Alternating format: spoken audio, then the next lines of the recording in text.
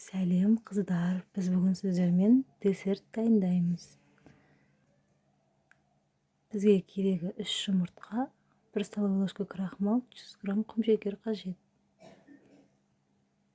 Ең алдымен жұмыртқамыздың ағуызын сарыуызынан бөліп аламыз.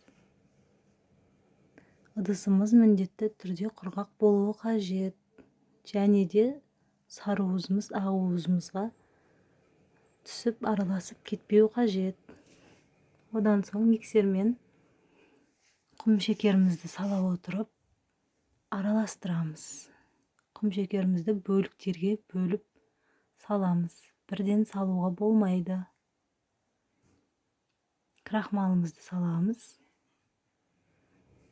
Біздің ағуызымыз аппақ болып өз формасын сақтап тұрғанынша миксерлейміз.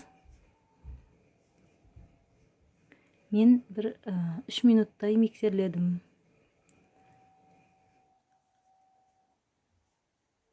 Осылай болып шығады біздегі масса. Одан соң пищевой пленкамызға саламыз.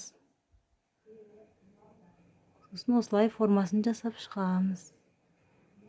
Қызып тұрған пешімізде 100 градуста 45 минутқа салып қоямыз. Одан шығарып болған соң суытып аламыз.